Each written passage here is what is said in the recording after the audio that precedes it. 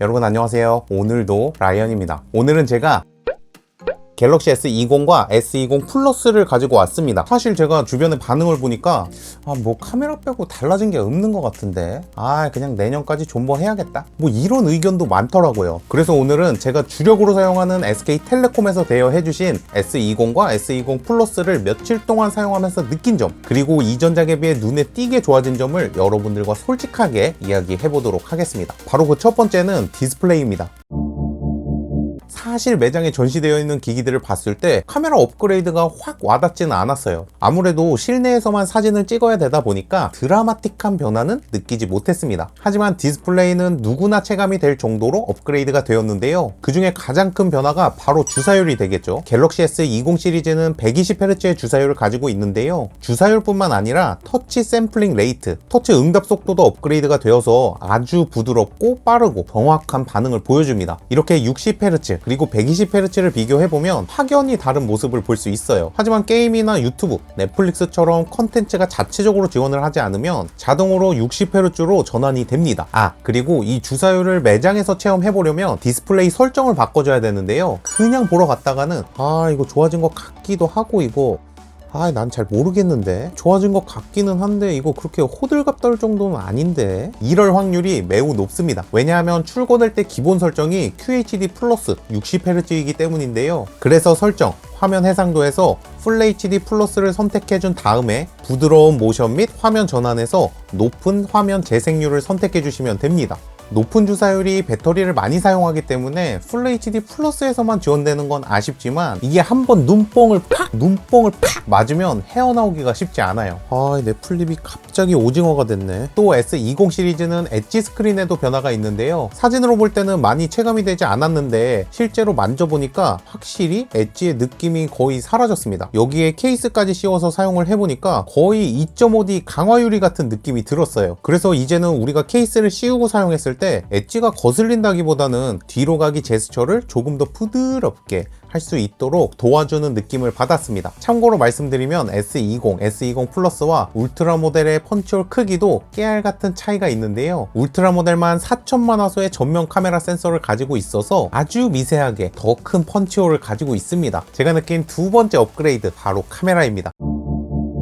갤럭시 S20 울트라, 엄청난 숫자의 스펙과 어마어마한 카툭띠만 봐도 사진이 무조건 잘 나와야 되는 디자인이잖아요. 그리고 많은 카메라 전문가님들께서 이미 많은 분석을 해주고 계시기 때문에 저는 나대지 않기로 하겠습니다. 그런데 S20과 S20 플러스는 실제로 어떻게 찍힐까 간단하게 비교를 해봤어요. 이게 어제 밤에 찍은 사진인데요. 두 개의 사진을 비교해 봤을 때 S20의 노이즈 억제력은 확실히 개선이 되었습니다. 그리고 이렇게 확대를 해봐도 S20의 질감이 보다 선명하게 표현되는 모습을 볼 수 있어요. 그리고 여기에 야간 모드까지 활용을 하면 이런 결과가 나오게 됩니다. 확실히 차이가 나죠. 그리고 야간에도 이렇게 줌을 당겨 보니까 셔터를 누르기 전까지는 아주 별로인 것 같은데 사진을 찍으면 자동으로 보정을 해주기 때문에 꽤 괜찮은 사진을 얻을 수 있었습니다. 그리고 아이폰 11 프로의 야간 모드와도 비교를 해봤는데요. 갤럭시 S20은 역시 살짝 필터가 먹여진 것 같은 과장된 느낌은 있지만 선명함은 조금 더 나아 보였습니다. 이후에도 몇 장의 사진을 더 찍었는데요. 갤럭시 S20의 폰카가 압도한다는 느낌보다는 취향의 차이 정도로 느껴졌어요. 이 사진을 찍기 전까지는 말이죠. 저조도 환경에서 아이폰 11 프로의 초광각 사진인데요. 이렇게 뭉개져도 되나 싶을 정도의 사진이 나왔습니다. 이거 찍고 나서 얘 진짜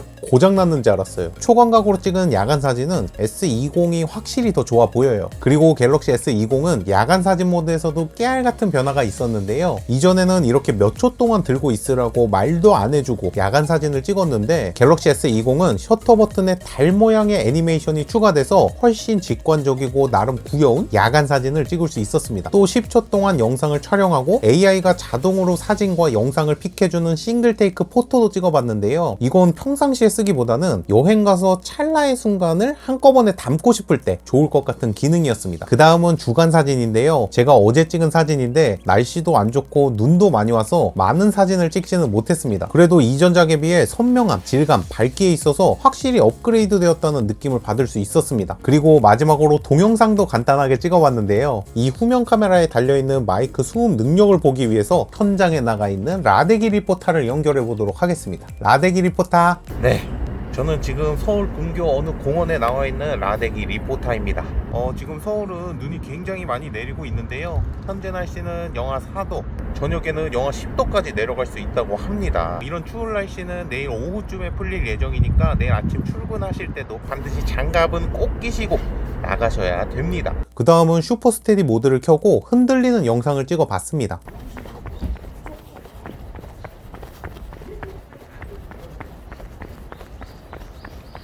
마지막은 전면 카메라로 촬영한 영상입니다.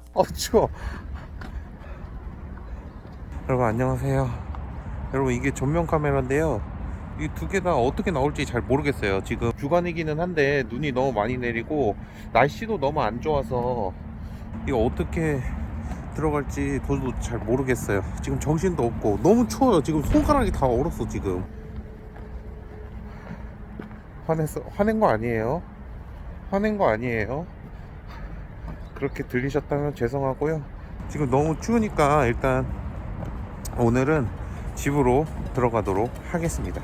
이렇게 카메라를 간단하게 비교해 봤는데요, 울트라만 너무 울트라하게 부각이 돼서 그렇지 S20과 S20 플러스도 카메라 센서가 커진 만큼 어느 상황에서도 괜찮은 사진을 찍을 수 있었습니다. 하지만 제가 대여받은 S20 기기의 문제인지 아니면 갤럭시 S20 시리즈의 전체적인 문제인지는 모르겠지만 오토포커스가 잘 안 잡히는 느낌도 받을 수 있었습니다. 이 부분은 제가 사전 예약을 한 울트라를 받은 다음에 정확하게 알 수 있을 것 같습니다. 그리고 제가 느끼는 세 번째 달라진 점, 진동입니다.